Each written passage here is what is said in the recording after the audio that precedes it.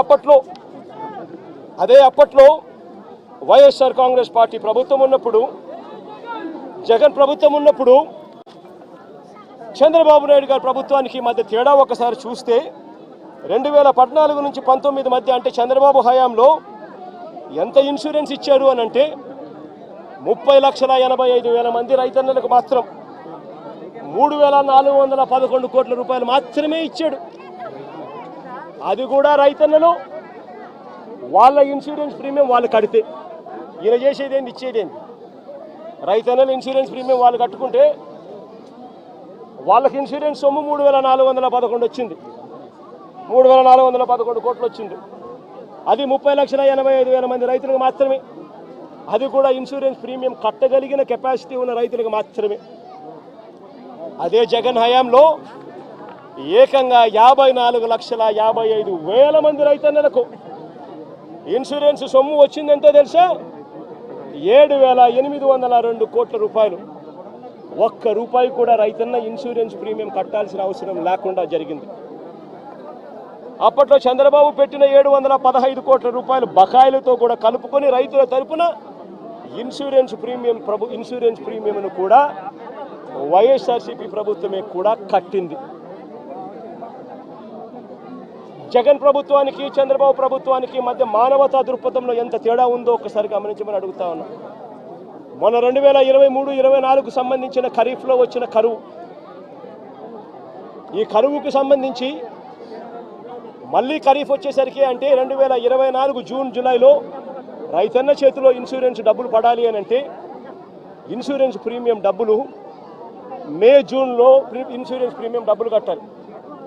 1,278 కోట్ల రూపాయలు చంద్రబాబు నాయుడు గారు ముఖ్యమంత్రిగా ఉన్నాడు. రైతుల తరపున జూన్లో కట్టాల్సిన 1,278 కోట్ల రూపాయల ప్రీమియం తాను కట్టకపోవడం వల్ల 2023-24 సంబంధించిన ఖరీఫ్కు సంబంధించిన రైతులకు రావాల్సిన ఇన్సూరెన్స్ సొమ్మును కూడా చంద్రబాబు నాయుడు రాకుండా అడ్డుకుంటా ఉన్నాడు. నేను చెప్పే ప్రతి మాట వాస్తవం. చేసిన తప్పు ఇది అని చెప్పి ఒప్పుకోవాలి, ఒప్పుకొని ప్రజలకు మేలు చేసేదానికి అడుగులు ముందుకు వేయాలి.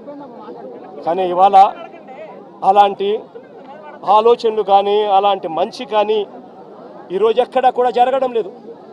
ఒక్క రైతు భరోసా కింద సొమ్ము కింద మాత్రమే జగనన్న ప్రభుత్వంలో వైఎస్ఆర్సీపీ ప్రభుత్వంలో 13,500 రూపాయలు చొప్పున ప్రతి రైతన్నకు ఇచ్చిన సొమ్మే 53,58,000 మంది రైతన్నలకు అక్షరాల 34,288 కోట్ల రూపాయలు ఒక్క రైతు భరోసా సొమ్మే.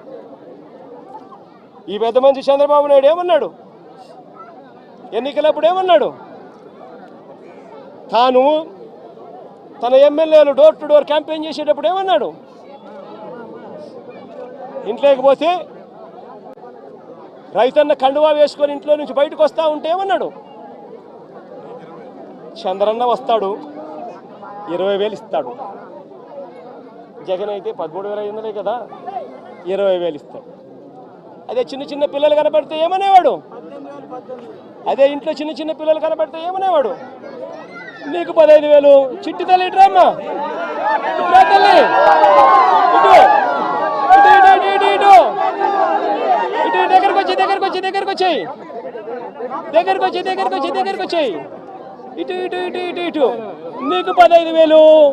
ఇదిగో నీ తమ్ముడికి నీకు 15,000.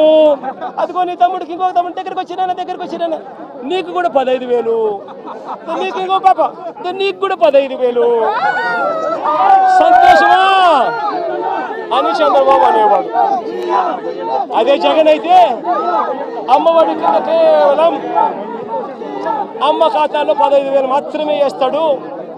అదే చంద్రబాబు అయితే సూపర్ 6లో చెప్పాడు నీకు 15,000, నీకు 15,000, నీకు 15,000, నీకు 15,000 అని చెప్పాడు. అని పిల్లలను మోసం చేశాడు, అక్క చెల్లెమ్మలను మోసం చేశాడు.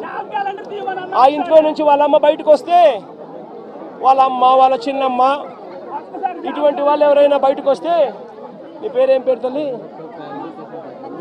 నందిని లాంటి తల్లి బయటకు వస్తే ఇంట్లో నుంచి ఆ తల్లిని చూపించి ప్రతి మహిళకు 18 సంవత్సరాలు నిండిన ప్రతి మహిళకు మా చంద్రన్న సూపర్ 6లో చెప్పాడు ప్రతి మహిళకు నెలకు 1,500 రూపాయలు చొప్పున సంవత్సరానికి 18,000 నీకు 18,000, చెల్లెమ్మ నీకు 18,000, నీకు 18,000 అని ఆ ఇంట్లో నుంచి వచ్చిన ప్రతి ఒక్కరూ ఆ అమ్మకు, ఆ చిన్నమ్మకు, ఆ పెద్దమ్మకు అందరికీ నీకు 18,000, నీకు 18,000, నీకు 18,000 చెప్పేవాడు. అందరితో ఆగిపోయాడా? ఆ ఇంట్లో నుంచి 50 ఏళ్ళ పై చిలుకు గల మహిళ ఎవరైనా బయటకు వస్తే, మా అమ్మ జమ్మ వయసులో ఉన్న ఎవరైనా బయటకు వస్తే, మా అమ్మలంటే అమ్మ బయటకు వస్తే వీళ్ళకేమనేవాడు? జగన్ అయితే నీకు 18,000 ఇస్తాడు, మా చంద్రన్ అయితే నీకు 48,000 ఇస్తాడు అని చెప్పి అమ్మను మోసం చేశాడు. ఇంట్లో నుంచి ఒక 20 ఏళ్ళ పిల్లోడు బయటకు వస్తే ఏమనేవాడు? నీ పేరేం పేరమ్మా? ప్రకాష్. ఇట్లా ఇంట్లో నుంచి బయటకు వస్తే ఏమనేవాడు? ప్రకాష్ నీకు నెలకు 3,000, నీకు సంవత్సరానికి 36,000, నిరుద్యోగ భృతి నీకు ఇస్తాను. నేను అడుగుతా ఉన్నానయ్యా, ఎన్నికలు అయిపోయి 4 నెలలు అయిపోయింది. ప్రజలందరూ ఎదురు చూస్తూ ఉన్నారు. పిల్లలు బడులకు కూడా పోవడం మొదలుపెట్టాడు. బడులకు పోతా ఉన్నారు పిల్లలు. పోయింది, ఇంతకుముందు వచ్చే అమ్మఒడి పోయింది. వ్యవసాయం చేస్తూ ఉన్న రైతులు ఉన్నారు, ఇంతకుముందు వచ్చే రైతు భరోసా సొమ్ము పోయింది. ఇంతకుముందు చేయూత వచ్చేది, చేయూత పోయింది. సున్నా వడ్డీ పోయింది. ఆసరా ఇంతకుముందు జగన్ కరికరంతో అది కూడా మంచి చేశాడు, దాని గురించి అట్టాగా ఊసేయలేదు. నేను అడుగుతా ఉన్నా, ఇంత అన్యాయంగా ఒకవైపున అందరినీ మోసం చేస్తూ, మరోవైపున వాళ్ళ స్కూళ్ళకు వెళ్ళేటప్పుడు వాళ్ళ స్కూళ్ళల్లో వాళ్ళు తినే వాళ్ళ గోరుముద్ద ఈరోజు నిర్వీర్యం అయిపోయింది. ఈరోజు గోరుముద్ద కోసం మంచి తిండి లేక పిల్లలు ఈరోజు హాస్పిటలైజ్ అవుతున్నారు, స్ట్రైకులు చేస్తూ ఉన్నారు. గోరుముద్ద ఈ పిల్లలది గాలికి ఎగిరిపోయింది. ఈ పిల్లలకు సంబంధించిన నాడు నేడు ఆగిపోయింది. ఈ పిల్లలకు ఇంగ్లీష్ మీడియం చెప్పే టోఫుల్ క్లాసులు, 3వ తరగతి నుంచి చెప్పే టోఫుల్ క్లాసులు ఆపేశారు. ఈ పిల్లలకు తల్లులకు ఇవ్వాల్సిన అమ్మఒడి పూర్తిగా ఎగిరిపోయింది. వైద్యం చూసి మార్చిలో ఎన్నికల కోడ్ వచ్చేసింది, అంతే. జనవరి నుంచి ఇప్పటిదాకా 2,000 కోట్ల పైచిలకు ఆరోగ్యశ్రీ బిల్లులు పెండింగ్. ఆరోగ్య ఆసరా ఊసేలేదు. 104, 108కి సంబంధించిన జీతాలు చంద్రబాబు ముఖ్యమంత్రి అయిన తర్వాత వాళ్ళకు జీతాలు రాలా. నీ పేరేం పేరు? సుధీర్ లాంటి ఎవరైనా పిల్లోడు, ఇంజనీరింగ్ చదువుతా ఉన్న పిల్లోడు ఎవరైనా, డిగ్రీ చదువుతా ఉన్న పిల్లోడు ఎవరైనా కనిపిస్తే ఆ పిల్లాడికి జగన్ ప్రభుత్వంలో విద్యా దీవెన కింద ప్రతి 3 నెలలకు ఒకసారి, 3 నెలలు అయిపోయిన వెంటనే సుధీర్కు వాళ్ళ తల్లి ఖాతాల్లోనూ, సుధీర్ బ్యాంక్ అకౌంట్ ఖాతాల్లోనూ, జాయింట్ అకౌంట్లో వెంటనే విద్యా దీవెన కింద ఫీజులకు సంబంధించిన సొమ్ము పడిపోయింది. ఈరోజు ఏమైతా ఉంది? జనవరి, ఫిబ్రవరి, మార్చికి సంబంధించిన క్వార్టర్కి సంబంధించి విద్యా దీవెన ఎగిరిపోయింది. ఏప్రిల్, మే, జూన్కు సంబంధించిన క్వార్టర్కి సంబంధించి విద్యా దీవెన ఎగిరిపోయింది. జూలై, ఆగస్ట్, సెప్టెంబర్కి సంబంధించిన విద్యా దీవెనకు సంబంధించిన క్వార్టర్కి సంబంధించిన విద్యా దీవెన కూడా ఎగిరిపోయింది. ప్రతి ఏప్రిల్లో వసతి దీవెన సుధీర్కి అందేది, సుధీర్ తల్లికి అందేది, తన బోర్డింగు, తన లాడ్జింగ్ ఎక్స్పెండిచర్ కోసం. అది కూడా ఎగిరిపోయింది. ప్రతి పథకము జగన్ హయాంలో, వైఎస్ఆర్సీపీ ప్రభుత్వంలో ఏ పథకం కోసము ఎవరు లంచాలు ఇవ్వాల్సిన పని లేకుండా ప్రతి పథకము డోర్ డెలివరీ జరిగింది. పెన్షన్ కావాలన్నా డోర్ డెలివరీ, పథకం కావాలన్నా డోర్ డెలివరీ, రేషన్ బియ్యం కావాలన్నా డోర్ డెలివరీ జరిగింది. ఈరోజు ఏం జరుగుతూ ఉంది? ఈరోజు పెన్షన్ కావాలన్నా, ఇవ్వని పథకాలను సైతం లంచాలు తీసుకోవాలన్నా, పెన్షన్ కావాలన్నా కూడా ఈరోజు జన్మభూమి కమిటీకి సంబంధించిన, తెలుగుదేశం పార్టీకి సంబంధించిన నాయకుల ఇంట్లో సచివాలయ సిబ్బంది అక్కడికి పోయి ఆ నాయకుడు ఇంట్లో పెన్షన్లు పంచుతారు. మేము ఎందుకయ్యా తెలుగుదేశం పార్టీ నాయకుల ఇంటికి మేము ఎందుకు పోవాలి అనేవాడు 2 నెలలు అలా రాకపోతే పెన్షన్ కట్. జరుగుతూ ఉందా లేదా? నేను అడుగుతా ఉన్నా. ప్రతి విషయంలోనూ అబద్ధం. గవర్నెన్స్ పూర్తిగా గాలికి ఎగిరిపోయింది. ఈరోజు తెలుగుదేశం పార్టీకి సంబంధించిన వ్యక్తులు ఏం చేసినా కూడా పోలీసులు అడిగే పరిస్థితిలో లేరు. ఎవరైనా పోలీస్ స్టేషన్కి వెళ్ళి కేసు పెడితే చాలు, రివర్స్ కేసు పెట్టిన వ్యక్తి మీద రివర్స్ కేసులు పెట్టే పరిస్థితి ఈరోజు. ఈరోజు రాష్ట్రంలో అతలాకుతలమైన పరిస్థితుల మధ్య ఈరోజు రాష్ట్రం పరిపాలన జరుగుతూ ఉంది. ఆశ్చర్యం కలిగించే విషయాలు నేను అడుగుతా ఉన్నా. దారి పొడుగునా ఈరోజు వచ్చేటప్పుడు అడిగిన, మీ గ్రామానికి సంబంధించి వరదలో మీరంతా ముంపులో ఉన్నారు, వరుసగా మీకు ఫ్లడ్ అలర్ట్స్ ఉన్నాయి. 1వ తారీఖు నుంచి 9వ తారీఖు దాకా నీళ్లు విపరీతంగా ఉంటాయని చెప్పి తెలుసు, రిపోర్ట్లు ఉన్నాయి మీ దగ్గర. మరి వీళ్ళందరికీ కూడా రిలీఫ్ సెంటర్లకు షిఫ్ట్ చేయాలా లేదా? వీళ్ళందరినీ రిలీఫ్ సెంటర్లకు షిఫ్ట్ చేయాలా లేదా? అడగండి వీళ్ళందరినీ. వీళ్ళలో ఎవరినైనా ఒక్కరినైనా రిలీఫ్ సెంటర్లకు షిఫ్ట్ చేశారా? ఎవరైనా వాళ్ళందరినీ చూసుకున్నారా? ఎవరైనా వాళ్ళకు మెయిల్ చేశారా? ఇరిగేషన్ సెక్రటరీ చేయాల్సిన ఫ్లడ్ క్వశ్చన్ మేనేజ్మెంట్ చేయరు, రెవెన్యూ సెక్రటరీ చేయాల్సిన రిలీఫ్ క్యాంపులు ఏర్పాటు చేయరు, హోమ్ సెక్రటరీ చేయాల్సిన లోతట్టు ప్రాంతంలో ఉన్న షిఫ్టింగ్ చేయాల్సిన మనుషులు షిఫ్ట్ చేయరు. మరి ఏ రకంగా ఈ పరిపాలన సాగుతూ ఉంది అన్నది ఆలోచన చేయమని చెప్పి ప్రతి ఒక్కరిని కూడా విజ్ఞప్తి చేస్తూ ఉన్నా. ఇలాంటి దారుణమైన పాలన ఖచ్చితంగా పోవాలి. ప్రజలందరికీ కూడా ఈ 4 నెలల్లోనే అర్థమవుతా ఉంది.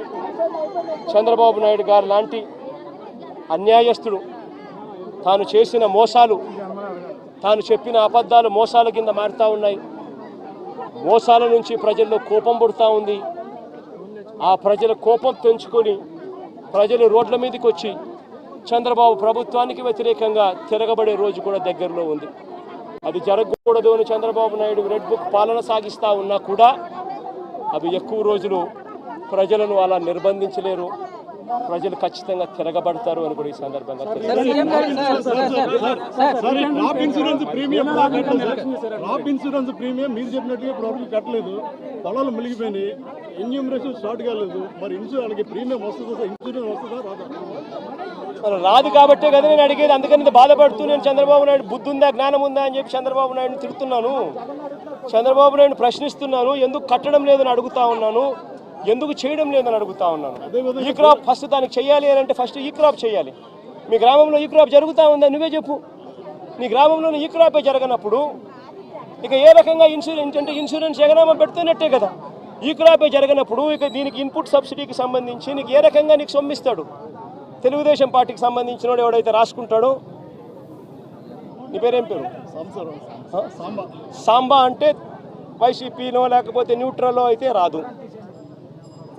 ఒక నిమిషం, ప్రకాష్ ఏమన్నా తెలుగుదేశం అని అనుకో, ప్రకాష్ టిక్. ఈ క్రాప్ లేదు, పారదర్శకత లేదు, ఇన్సూరెన్స్ ఎట్టాగు లేదు, ఇన్పుట్ సబ్సిడీ కూడా ఇప్పటి వరకు వీళ్ళకి కావాల్సిన ప్రకారం వీళ్ళకి కావాల్సినోనికి నచ్చినోనికి ఇస్తారు, నచ్చినోనికి జిల్లా స్థాయి అధికారులు కలెక్టర్ కానీ రెవెన్యూ అధికారులు కానీ వచ్చి పంట నష్టం వేసిన దాఖలాలు లేవు. ఒక పిఠాపురం కాకినాడ నియోజకవర్గం కాదు, జిల్లానే కాదు, అటు కోనసీమలో కూడా దాదాపు 3వ సారి వరదైనా సరే ఎక్కడ కూడా పట్టించుకోవట్లేదు అనేది ప్రజలు చెప్తున్నారు. అదే కదా చెప్తా ఉన్నా. బాని పేరేం పేరు? సత్య. అదే సత్య నేను చెప్తా ఉన్నాను. ప్రభుత్వం స్పందించడం లేదనే కదా నేను చెప్పేది. ప్రభుత్వం అంతా ఫోటోలకు పరిమితం అవుతా ఉంది. చంద్రబాబు నాయుడు అనే వ్యక్తి టోటల్గా డ్రామా ఆర్టిస్ట్ అయిపోయినాడు. మామూలుగా పవన్ కళ్యాణ్ సినిమా స్టార్, కానీ ఇక్కడ కాదు. పాపం ఆయన కొత్తగా వచ్చాడు, పాపం ఆయనకి ఏం తెలిసినట్టు లేదు. కానీ చంద్రబాబు నాయుడు పవన్ కళ్యాణ్ మించిపోయినాడు. ఆయన సినిమా ఆర్టిస్ట్ అయితే ఈయన డ్రామా ఆర్టిస్ట్. గత ప్రభుత్వ నిర్లక్ష్యం వల్ల ఏలేరు ఆధునీకరణ చేశారు. రీటెండరింగ్ పేరుతో నిధులు ప్రకటించినప్పటికీ ఎక్కడ కూడా నిధులు ఇవ్వలేదని ఆరోపిస్తున్నారు. పేరేం పేరున్నా? అదే ప్రకాష్ నేను చెప్పేది. కనీసం మా హయాంలో 2000 వాళ్ళు Chandrababu Naidu already revise estimate చేసినాడు స్వామి 295 కోట్ల రూపాయలకు. అది ఉంది, జరుగుతూ ఉంది. మే హయాంలో దాన్ని వేగం ఎందుకు పెంచలేకపోయాము అని అంటే నిండుగా రిజర్వాయర్లు ఉన్నాయి. మోడర్నైజేషన్ ఆఫ్ కెనాల్ చేయాలి అని అంటే క్రాప్ హాలిడే ప్రకటించాలి. నిండు కుండల రిజర్వాయర్ ఉన్నప్పుడు ఎందుకులే హాలిడే ప్రకటించడం ఎందుకు? 14,000 క్యూసెక్స్ ఫ్లో అయ్యే కెనాల్లో కనీసం 10,000 అన్న పోతూ ఉన్నాయి కదా. పెద్ద నష్టం ఏం లేదులే, రెగ్యులేట్ చేసుకుంటూ పోతూ ఉంటే పెద్ద నష్టం ఉండదు. కరువు వచ్చినప్పుడు ఇంకోటి వచ్చినప్పుడు దీని గురించి హ్యాండిల్ చేయొచ్చులే అని కొద్దిగా మనం కూడా రైతుల పక్షాన రైతులకు నష్టం జరగకూడదు, క్రాప్ హాలిడే వేస్ట్ కాకూడదు, వాళ్ళకు క్రాప్ హాలిడే ఇచ్చి వాళ్ళకి ఇబ్బంది కడగకూడదు అని చెప్పి కొద్ది గొప్ప అనుకున్నంత వేగంగా చేయకపోవచ్చు. కానీ చంద్రబాబు నాయుడు హయాంలో ఎందుకు చేయలేదని అడుగుతా ఉన్నా. ఇదే 295 కోట్ల రూపాయలకి ఎస్టిమేట్లు పెంచింది చంద్రబాబే కదా. 2015 ఏప్రిల్లోనే పెంచాడు కదా. మనం పెంచినప్పుడు తన హయాంలో తనకు 2015 నుంచి 4 ఏళ్ళు తన హరిధనంలో ఉంది. 4 ఏళ్ళు కరువే, రైతులకు ఈ రిజర్వాయర్లో నీళ్లు లేవు, రైతులకు పంట క్రాప్ హాలిడే ఈకపోయినా క్రాప్ హాలిడేనే. మరి ఎందుకు మోడర్నైజేషన్ చేయలేదు? రివర్స్ టెండరింగ్ కోసం అంటారు. రివర్స్ టెండరింగ్ కోసమే ఆధునీకరణ పని చేయలేదు. స్వామి, రివర్స్ టెండరింగ్ అనేది మీకు అసలు తెలుసా? ఫస్ట్ రివర్స్ టెండరింగ్ అంటే ఏమిటో తెలుసా? నీ పేరు ఏం పేరు? సుధీర్. రివర్స్ టెండరింగ్ అంటే ఏం తెలుసా సుధీర్? ఇప్పుడు సుధీరు, ప్రకాషు, దొరబాబు ఇట్లా అందరూ కూడా ఒక టెండర్లో పార్టిసిపేట్ చేస్తారు. టెండర్లో పార్టిసిపేట్ చేయడం కూడా ఎలా పార్టిసిపేట్ చేస్తారు తెలుసా? టెండర్ ప్రక్రియ ప్రాసెస్ ఒక రిటైర్డ్ హైకోర్టు జడ్జి దగ్గరికి ఫస్ట్ పోతుంది. రిటైర్డ్ హైకోర్టు జడ్జి ఆధ్వర్యంలో టెండర్ ప్రక్రియను ఆన్లైన్లో పెడతారు. పెట్టి, నీ పేరు ఏం పేరు? సాంబుడా. నీ పేరు ఏం పేరు? సాంబుడి దగ్గర నుంచి, సతీష్ దగ్గర నుంచి, నీ పేరు ఏం పేరు తల్లి? నందిని దగ్గర నుంచి, ఇట్లాంటి వాళ్ళు ఎవరైనా కూడా సలహాలు సూచనలు ఏమైనా ఇవ్వాలనుకుంటే ఆ జడ్జికి ఇవ్వచ్చు. ఆన్లైన్లోనే ఇస్తాడు. ఇచ్చిన తర్వాత మీ అందరు సూచనలు సలహాలు తీసుకున్న తర్వాత నియమ నిబంధనలు ఆయన ఫైనలైజ్ చేస్తాడు. ఆయన ఫైనలైజ్ చేసిన నియమ నిబంధనలు జ్యుడిషియల్ ప్రివ్యూ కమిషన్ అంటారు. జ్యుడిషియల్ ప్రివ్యూకి పంపించిన తర్వాత 100 కోట్ల రూపాయలు దాటిన ప్రతి టెండర్ను ఒక విప్లవాత్మక మార్పు చేసాం. టెండర్ల ప్రక్రియలో ఒక రెవల్యూషన్ తీసుకొచ్చాం. హైకోర్టు గవర్నమెంట్ పరిధిలో నుంచి దాన్ని తీసేసి హైకోర్టు జడ్జి, రిటైర్డ్ జడ్జి చేతిలో పెట్టాం. ఆయన ఆన్లైన్లో పెట్టి మీలాంటి వాళ్ళు ఎవరైనా కూడా అభ్యంతరాలు చెప్తే అభ్యంతరాలు కూడా తెలుసుకొని ఆయన ఫైనలైజ్ చేస్తాడు టెండర్ల ప్రక్రియలో నామ్స్. ఆ టెండర్ల ప్రక్రియలో ఆయన ఫైనలైజ్ చేసిన నామ్స్ను ఆయన చేసిన తర్వాత డిపార్ట్మెంట్ టెండర్కి పిలుస్తుంది. టెండర్లు పిలిచిన తర్వాత ఆ టెండర్లలో పేరు సుధీర్ పార్టిసిపేట్ చేస్తాడు, ప్రకాష్ పార్టిసిపేట్ చేస్తాడు, నందినమ్మ పార్టిసిపేట్ చేస్తుంది. చేసినప్పుడు సుధీరు L1గా L1 వస్తుంది. మామూలుగా అయితే సుధీర్కి రావాలి, కానీ రివర్స్ టెండరింగ్లో రాదు. సుధీర్ కోట్ చేసిన L1ను బేస్ ప్రైస్ కింద తీసుకొని మళ్ళా సుధీర్ని పిలుస్తాం, ప్రకాష్ని పిలుస్తాం, నందినమ్మని పిలిచి ఆక్షన్ పెడతాం. సుధీర్ ఈ మాట చెప్పినాడు, ప్రకాష్ నువ్వు తగ్గుతావా అంటాం. తగ్గుతాను, ఇంత 10 రూపాయలు, నేను అప్పుడు పొరపాటు నేను ఇంకా తగ్గిస్తాను, నేను నాకు వచ్చే అవకాశం ఉంది కాబట్టి నేను సుధీర్తో కాంపిటీషన్ లేకొస్తాను. మళ్ళీ ఆక్షన్లో నువ్వు చెప్పొచ్చు, నందినమ్మ నేనేం తక్కువ తిన్నా, నేను 85 చెప్తానని చెప్పి నందినమ్మ చెప్పొచ్చు. అప్పుడు నందినమ్మకు వస్తుంది tender. This is reverse tendering. ఈ రివర్స్ టెండరింగ్ అనేది ఒక రెవల్యూషన్. ఈ రివర్స్ టెండరింగ్ అనేది టెండర్లలో ఒక ఫిక్స్ చేసి, బిడ్స్ అన్ని ఫిక్స్ చేసి, క్వాలిఫికేషన్స్ అన్ని ఫిక్స్ చేసి, ఎవరిని పార్టిసిపేట్ చేయకోకుండా వాళ్ళందరినీ కట్టడి చేసి ప్రక్రియను పూర్తిగా ఆపేసే కార్యక్రమం రివర్స్ టెండరింగ్. సార్, ప్రధానంగా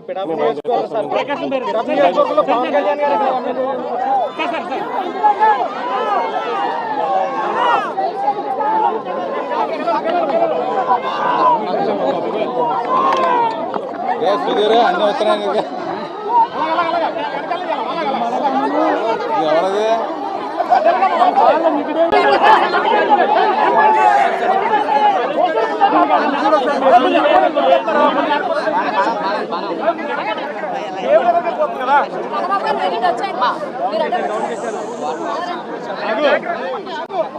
కొంచెం జరగమా, కొంచెం జరగాలి, ఇంకా జరగాలి, జరగండి అంతే. అలాగే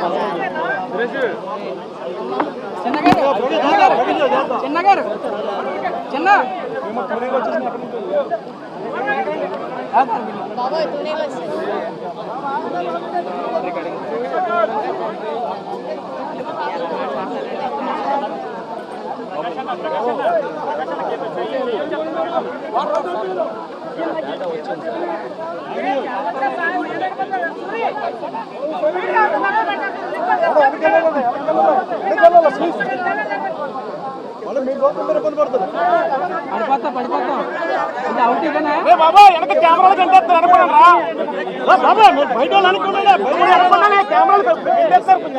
ఫ్రీగా తీసుకోండి, తప్పలేదు. పోలీసు వారు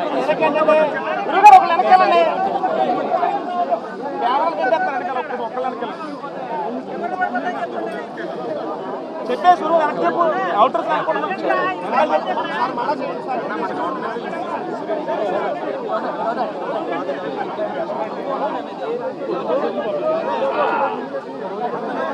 తీయాలని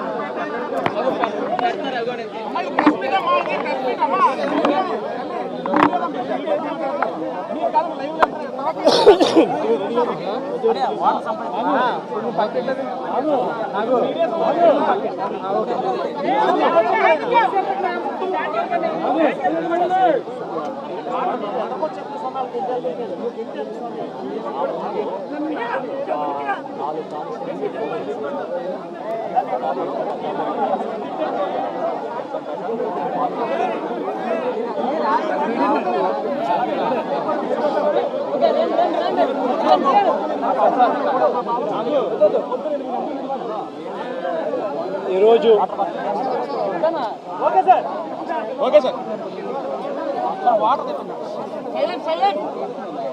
ఈరోజు ఏలేరు రిజర్వాయర్కి సంబంధించి ఇక్కడ జరిగిన పరిణామాలు, ఇక్కడ జరిగిన రిజర్వాయర్కి సంబంధించిన రెగ్యులేషన్ కూడా ఒకసారి గమనించినట్టయితే మళ్ళీ మనందరికీ కూడా గుర్తుకొచ్చేది ఏమిటి అని అంటే, సాక్షాత్తు గతంలో మనం ఏదైతే చూసామో విజయవాడ ఏ మాదిరిగా అయితే అతలాకుతలమైందో అదే రకమైన మోడస్ ఆపరాండా, అదే రకమైన నిర్లక్ష్యం ఈరోజు ఏలూరు రిజర్వాయర్కు సంబంధించిన వాటర్ మేనేజ్మెంట్ పరిస్థితి చూసినా అంతే అదే గుర్తుకొస్తుంది. కారణం ఏమిటి అని అంటే, సైక్లోన్ వస్తుంది, డీప్ డిప్రెషన్ కింద కన్వర్ట్ అవుతుంది, భారీగా వర్షాలు పడతాయి అని రాష్ట్ర ప్రభుత్వానికి ఇన్ఫర్మేషన్ ఉంది. రాష్ట్ర ప్రభుత్వానికి 31వ తారీఖునే ఈ రకమైన ఇన్ఫర్మేషన్ రాష్ట్ర ప్రభుత్వానికి ఉంది. ఐఎండి వాళ్ళు రాష్ట్ర ప్రభుత్వానికి ఇన్ఫార్మ్ చేసినారు, అలర్ట్ చేసినారు. అలర్ట్ చేసేసరికి ఏ ప్రభుత్వమైనా కూడా ఏం చేయాలి, తాను రివ్యూ తీసుకోవాలి, చీఫ్ సెక్రటరీని పిలిపించాలి, ఇరిగేషన్ సెక్రటరీని దాంట్లో భాగస్వామ్యం చేయాలి, ఏ ఏ ప్రాంతాల్లో వర్షాలు పడతాయి అని ఇన్ఫర్మేషన్ మనకున్న నేపథ్యంలో ఆయా జిల్లా కలెక్టర్లను కూడా వీడియో కాన్ఫరెన్స్లలో భాగంగా తీసుకోవాలి. ఆయా ఏరియాలకు స్పెషల్ కలెక్టర్లను, స్పెషల్ ఆఫీసర్లను, ఐఏఎస్ ఆఫీసర్లను మళ్ళీ పంపించాలి.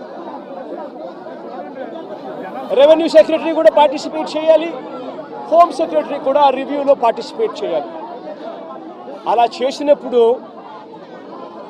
ఇరిగేషన్ సెక్రటరీ కలెక్టర్లతో తాను మమేకమైపోయి ఏలేరు రిజర్వాయర్లో ఏ స్థాయిలో నీళ్లున్నాయి, వర్షాలు ఏ స్థాయిలో పడబోతా ఉన్నాయి, ఏ స్థాయిలో నీళ్ల ఇన్ఫ్లో రాబోతా ఉంది, ఆ వచ్చేది ఏలేరు రిజర్వాయర్లో పడినప్పుడు ఆ ఏలేరు రిజర్వాయరు ఆ నీటిని రెగ్యులేట్ చేయగలుగుతుందా, బ్యాలెన్స్ చేయగలుగుతుందా అన్న ఫ్లడ్ కుషన్ను ఏలేరు రిజర్వాయర్లో మెయింటైన్ చేయాల్సిన బాధ్యత ఇరిగేషన్ సెక్రటరీది, కలెక్టర్లది.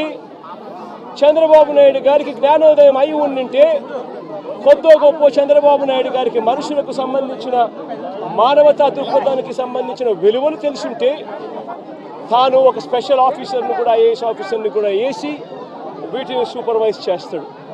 కానీ అన్ఫార్చునేట్గా ఏం జరిగింది, అన్ఫార్చునేట్గా ఇంత ఇన్ఫర్మేషన్ ఉన్నప్పటికీ కూడా ఏలేరు రిజర్వాయర్లో సైక్లోన్ వస్తూ ఉంది, ఆ ప్రాంతానికి అది డీప్ డిప్రెషన్గా మారుతుంది, భారీ వర్షాలు కురుస్తాయి అని చెప్పి తెలిసి ఉన్నా కూడా రిజర్వాయర్లకు సంబంధించిన ఫ్లడ్ కుషన్ మేనేజ్మెంటు పూర్తిగా గాలికి వదిలేశారు.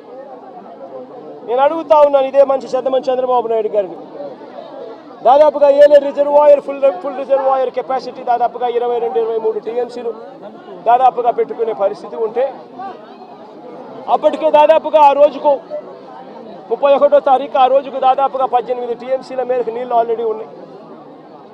మరి ఫ్లడ్ కుషన్ ఖచ్చితంగా దాన్ని మెయింటైన్ చేస్తూ అడుగులు వేయాలా లేదా? కానీ వీళ్ళంతా ఏం చేశారు, సెప్టెంబర్ 1వ తారీఖున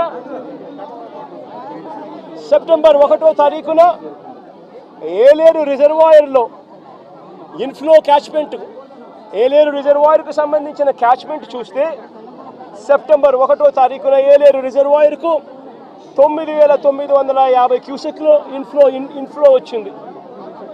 మరి బుద్ధి జ్ఞానం ఉన్నవాడు ఆ 9,950 క్యూసెక్లు కిందికి వదిలేయాలి కదా.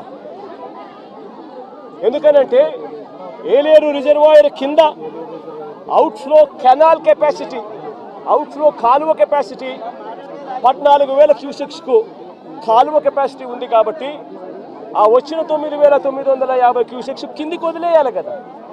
వదిలేస్తే నీ ఫ్లడ్ కుషన్ అనేది నువ్వు మెయింటైన్ చేయగలుగుతావు. పైనుంచి నీళ్లు వచ్చినప్పుడు ఆ నీళ్లను రెగ్యులేట్ చేస్తూ కిందికి వదలగలుగుతాం.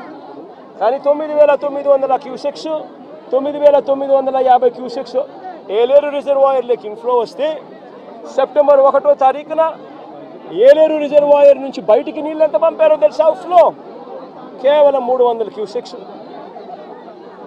సెప్టెంబర్ 2వ తారీఖున 7,033 క్యూసెక్లు ఏలేరు రిజర్వాయర్కి ఇన్ఫ్లో వస్తే వీళ్ళు బయటికి ఎంత పంపించారో తెలుసా?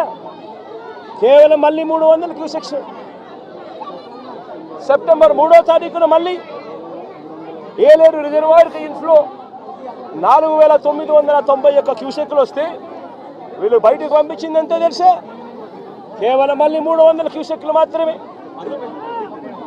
సెప్టెంబర్ 4వ తారీఖున 5,045 క్యూసెక్లు వస్తే వీళ్ళు బయటకు పంపించింది కేవలం 300 క్యూసెక్లు. ఈ మాదిరిగా రిజర్వాయర్ను రెగ్యులేట్ చేయాల్సిన కార్యక్రమం చేయకుండా canal carrying capacity, outflow capacity of the canal ఎటువంటి ముంపుకు గురి కానికుండా 14,000 క్యూసెక్స్ను పంపించగలిగే పరిస్థితి ఉన్నా సరే, మోడర్నైజేషన్ కాస్త కూస్తో సరిగ్గా జరగలేదు కాబట్టి 14 కాకపోతే దాన్ని 10,000 వేసుకోండి. కనీసం ఆ 10,000 క్యూసెక్లైనా కనీసం ఎటువంటి ముంపుకు కూడా గురి కాకుండా పంపించే పరిస్థితి ఉన్నా కూడా వీళ్ళు ఏం చేశారు? పైనుంచి నీళ్లు వస్తూ ఉన్నా కూడా ఏమాత్రం కూడా లెక్క పెట్టకుండా నిర్లక్ష్య వైఖరితో కేవలం 300 క్యూసెక్లు మాత్రమే మొదలుపెట్టారు. ఇలా వదిలిపెడుతూ ఏకంగా 9వ తారీఖు వచ్చేసరికి రిజర్వాయర్లలో స్టోరేజ్ కెపాసిటీ పూర్తిగా నిండిపోయింది. స్టోరేజ్ కెపాసిటీ పూర్తిగా నింపేశారు. వదలాల్సింది పోయి, మెయింటైన్ చేయాల్సింది పోయి పూర్తిగా నింపేశారు. నింపేసరికి 9వ తారీఖున 45,335 క్యూసెక్లు నీళ్లు ఏలేరు రిజర్వాయర్కి ఇన్ఫ్లో వస్తే వీళ్ళు గత్యంతరం లేక రిజర్వాయర్ కెపాసిటీ పూర్తిగా నిండిపోయింది కాబట్టి కిందికి 21,500 క్యూసెక్లు కిందికి నీళ్ళు వదిలేశారు. మరుసటి రోజు సెప్టెంబర్ 10వ తారీఖున 26,134 క్యూసెక్లు నీళ్లు ఏలేరు రిజర్వాయర్కి వస్తే ఏకంగా 27,275 క్యూసెక్లు నీళ్లు కిందికి వదిలేశారు. నేను అడుగుతా ఉన్నా మిమ్మల్ని, ఇది మ్యాన్ మేడ్ ఫ్లడ్ కాకపోతే ఏమిటయ్యా అని చెప్పి. నేను చెప్పేటివన్నీ కూడా వాస్తవాలు. మీ ఏలేరు రిజర్వాయర్ నుంచి వచ్చిన డేటా ఇది. నిజంగా ఒక బాధ్యత లేని ప్రభుత్వం, ప్రజల పట్ల ఏమాత్రం కూడా మానవత్వం చూపని ప్రభుత్వం, వరదలు వస్తే కనీసం ఎలా హ్యాండిల్ చేయాలనో కూడా కనీసం ఇంకిత జ్ఞానం కూడా లేని ఈ ప్రభుత్వాన్ని ఏమనాలి అని చెప్పి మీరే ఆలోచన చేయమని నేను కోరుతా ఉన్నా. ఇంకొక విషయం కూడా చెప్పదలుచుకున్నా. ఇదే మనిషి చంద్రబాబు నాయుడు గారు అబద్ధాలు చెప్పడంలో గోబెల్స్కు చంద్రబాబు నాయుడు గారు ఏకంగా తమ్ముడు వరుస అవుతాడు. గోబెల్స్కు చంద్రబాబు నాయుడు తమ్ముడు వరుస అవుతాడు. అబద్ధాలు చెప్పడంలో చంద్రబాబు నాయుడు గారి పరిస్థితి, కెపాసిటీ ఏమిటి అని అంటే అబద్ధాలను తాను మ్యానుఫ్యాక్చర్ చేయగలుగుతాడు, చేయడంలో దిట్ట. ఆ మ్యానుఫ్యాక్చర్ చేసిన అబద్ధాన్ని అమ్మగలిగిన కెపాసిటీ కూడా ఎవరికైనా ఉంది ఈ ప్రపంచంలో అని అంటే అది ఒక్క చంద్రబాబుకు మాత్రమే ఉంది. ఆ చంద్రబాబుకు వంతపాడే ఆ ఈనాడు, ఆ ఆంధ్రజ్యోతి, ఆ TV5 వీళ్ళకు మాత్రమే అటువంటి దుర్మార్గమైన కెపాసిటీస్ ఉన్నాయి. ఎందుకు ఈ విషయం చెప్తా ఉన్నానంటే ఇవన్నీ కూడా నేను చెప్పినట్టు వాస్తవం. ఒకవైపున ఈ వాస్తవం ఉంటే ఏలేరు ఆధునీకరణ గురించి చంద్రబాబు నాయుడు గారు మరో చక్కటి అబద్ధం ఆడాడు. అసలు ఏలేరు ఆధునీకరణ, మోడర్నైజేషన్ ఆఫ్ కెనాల్, ఇది మామూలుగా ఒక కెనాల్ను మోడర్నైజ్ చేయాలి అని అంటే ఎప్పుడైనా కూడా ఎప్పుడు అవకాశం ఉంటుంది, ఎప్పుడు వెసులుబాటు ఉంటుందనంటే ఆ కెనాల్లో నీళ్లు ఆపగలిగినప్పుడు, నీళ్లు పారనప్పుడు, లేకపోతే క్రాప్ నీళ్లు డ్యామ్లో నీళ్లు ఉన్నా కూడా చేయాలని అనుకుంటే క్రాప్ హాలిడే డిక్లేర్ చేస్తే తప్ప మోడర్నైజేషన్ కార్యక్రమాలు చేయలేము. 2008 నుంచి ఏలేరు మోడర్నైజేషన్ కార్యక్రమం జరుగుతూనే ఉంది. కొత్తగా చంద్రబాబు నాయుడు గారు చేసేదేమీ లేదు, చేసింది లేదు. 2008లో ఆ దివంగత ప్రీతమ నాయకుడు రాజశేఖర రెడ్డి గారు ఏలేరు రిజర్వాయర్కు సంబంధించి నాన్నగారు మోడర్నైజేషన్కు శ్రీకారం చుట్టాడు. అప్పట్లో 138 కోట్ల రూపాయలు కేటాయిస్తూ ఆ దివంగత నేత ప్రీతమ నాయకుడు రాజశేఖర రెడ్డి గారు నాన్నగారు ఏలేరు కెనాల్కు సంబంధించిన మోడర్నైజేషన్ కార్యక్రమం చేపట్టాడు. నాన్నగారు చనిపోయిన తర్వాత మళ్ళీ ఆ కార్యక్రమం ఎవరు పట్టించుకోలేదు. చంద్రబాబు నాయుడు వచ్చాడు 2014లో. ఆయన ఏమైనా పట్టించుకున్నాడా? 295 కోట్లకు అంచనాలు పెంచాడు. మరి ఆయన 5 ఏళ్ళు ఉన్నాడు కదా, మరి ఎందుకు చేయలే అంటున్నా. ఆయన కాలంలో కరువు, కనీసము ఈ మాదిరిగా అన్న వర్షాలన్నా ఎక్కువ పడతా ఉండి రిజర్వాయర్లు పూర్తిగా నిండిపోయి ఉన్నాయి. రిజర్వాయర్లు నిండున్నాయి కాబట్టి రైతులకు కెనాల్ నుంచి నీళ్లు పంపకపోతే రైతులకు ఇబ్బంది కలుగుతుంది, నీళ్లు ఉండి రైతులు వ్యవసాయం చేయలేని పరిస్థితిలోకి పోతారు అన్న పరిస్థితి అప్పట్లో కూడా లేదు. చంద్రబాబు నాయుడు గారు కరువు ఇద్దరు కవలలే. ఆ చంద్రబాబు నాయుడు గారు 5 సంవత్సరాలు కూడా పరిపాలన చేశాడు, అంతా కరువే. మరి 295 కోట్లకు అంచనాను ఆయన పెంచిన వ్యక్తి 5 ఏళ్ళు టైం ఉన్నది. 2015 ఏప్రిల్లో అంచనా వ్యయాన్ని 295 కోట్లకు కమిషన్ల కోసం పెంచాడు. మరి పెంచిన ఆ వ్యక్తి ఎందుకు చేయలేదని అడుగుతా ఉన్నా. 2008 నుంచి 2023 దాకా, అంటే మా ప్రభుత్వం దాకా కూడా, ఇంకా మా ప్రభుత్వంలో వైఎస్ఆర్సీపీ ప్రభుత్వంలో ఇంకా చేయలేకపోయే మోడర్నైజేషన్ అనుకున్నంత వేగంగా అనేదానికి కారణమన్నా ఉంది. కారణం ఏమిటంటే ప్రతి సంవత్సరము బ్రహ్మాండమైన వర్షాలు పడతా ఉన్నాయి, రిజర్వాయర్లు పూర్తిగా నిండున్నాయి. ఆ టైంలో క్రాప్ హాలిడే డిక్లేర్ చేసి రిజర్వాయర్ నిండుగా పెట్టి క్రాప్ హాలిడే డిక్లేర్ చేసి రైతులను ఇబ్బంది పాలు చేయడం ఇష్టం లేక కొద్దో గొప్ప మోడర్నైజేషన్ కార్యక్రమంలో కొద్దో గొప్ప మేము అనుకున్నంత వేగంగా చేయలేకపోయి ఉండొచ్చు. కానీ చంద్రబాబు నాయుడు గారి హయాంలో అంత కరువే ఉన్నప్పుడు ఆయన ఎందుకు చేయలేదని అడుగుతా ఉన్నా. ఆ 5 సంవత్సరాలు ఏమాత్రం చేశాడని అడుగుతా ఉన్నా. 2008 ఆ దివంగత నేత ప్రీతమ నాయకుడు రాజశేఖర రెడ్డి గారి హయాం నుంచి 2023-24 జగన్మోహన్ రెడ్డి గారి హయాం వరకు, జగన్ హయాం దాకా, మధ్యలో చంద్రబాబు హయాంతో కూడా కలుపుకుంటే కూడా ఇది కెనాల్ మోడర్నైజేషన్ కాబట్టి పంటలు అప్పుడప్పుడు ఆపుకుంటూ క్రాప్ హాలిడే డిక్లేర్ చేస్తూనే మోడర్నైజేషన్ చేయాల్సి వస్తుంది ఒకవేళ రిజర్వాయర్లో నీళ్లు ఉన్న పరిస్థితి అయితే. ఇటువంటి పరిస్థితుల్లో ఈ మొత్తం సంవత్సరాలు కలిపి 2015 నుంచి 2023-24 దాకా చూసుకుంటే కూడా ఈ 9 ఏళ్ళు కలిపితే కూడా అందరి ప్రభుత్వాలలో కూడా ఖర్చు పెట్టింది ఎంత అనంటే కేవలం 95 కోట్ల రూపాయలు. మరి నేను అడుగుతా ఉన్నా, మరి ఇది ఏమాత్రం ఇంకిత జ్ఞానం ఉన్న ఈ చంద్రబాబు నాయుడు గారు ఈ మాదిరిగా అబద్ధాలు ఆడడం ధర్మమేనా అని అడుగుతా ఉన్నా. ఒకవైపున ఏలేరు రిజర్వాయర్కి సంబంధించి ఫ్లడ్ కుషన్ మేనేజ్మెంట్లో పూర్తిగా విఫలమై కావాలని ఒక మ్యాన్మేడ్ ఫ్లడ్ క్రియేట్ చేసి రైతులందరినీ కూడా ఇబ్బంది పాలు చేసి ప్రజలందరినీ ఒకవైపున ఇబ్బంది పాలు చేసి ఇంకా వేలెత్తి చూపిస్తాడు జగన్ మీద. నేను అడుగుతా ఉన్న, చంద్రబాబు నాయుడు గారు ప్రభుత్వం వచ్చి దాదాపు 4 నెలలు అయిపోయింది. ఇప్పటికైనా కూడా చంద్రబాబు నాయుడు గారి హయాంలో ఏదన్నా జరుగు, ఎక్కడన్నా జరుగు, ఏమన్నా జరుగు, దానికి కారణం జగన్ అంటాడు. ఎక్కడేమన్నా జరుగు, కారణం జగన్. విజయవాడలో వరదలు వచ్చినా జగన్, ఏలేరు రిజర్వాయర్ వచ్చినా జగన్, ఆంధ్ర రాష్ట్రంలో కోవిడ్ వచ్చినా జగన్. చంద్రబాబు నాయుడు గారి హయాంలో చంద్రబాబు నాయుడు గారు ఏమి చేయలేకపోయినా కారణం జగన్ జగన్ జగన్ జగన్ జగన్ జగన్.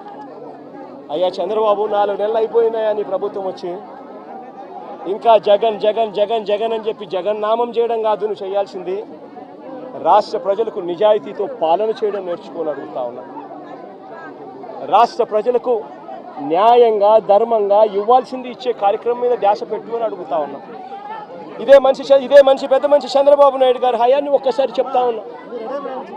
ఈరోజు నేను అడుగుతా ఉన్నా, రైతుల విషయానికి ఇదే రైతుల విషయానికి సంబంధించి నేను చెప్తా ఉన్నా. ఇదే పెద్ద మనిషి చంద్రబాబు నాయుడు గారి హయాంలో ఒక్కసారి పరిస్థితి ఎలా ఉంది అని గమనించమని అడుగుతా ఉన్నా. ఇంతవరకు ఈరోజు ఈ క్రాప్ కార్యక్రమం జరగడంలా ఆర్బీకే వ్యవస్థ పూర్తిగా నిర్వీర్యమైపోయింది. సచివాలయాలలో ఈరోజు పూర్తిగా నిర్వీర్యం చేసి సచివాలయాలను వదిలేశారు. వాలంటీర్ వ్యవస్థ కనుమరుగైపోయింది. రైతులకు ఇవ్వాల్సిన ఉచిత పంటల బీమా గాలికి వదిలేశాడు. రైతుల తరపున కట్టాల్సిన ఇన్సూరెన్స్ ప్రీమియం కట్టకుండా వదిలేశాడు. నేను అడుగుతా ఉన్నాను ఇదే పెద్ద మనిషి చంద్రబాబు నాయుడు గారిని, ఈ క్రాప్ ఏమైందయ్యా అని అడుగుతా ఉన్నాను.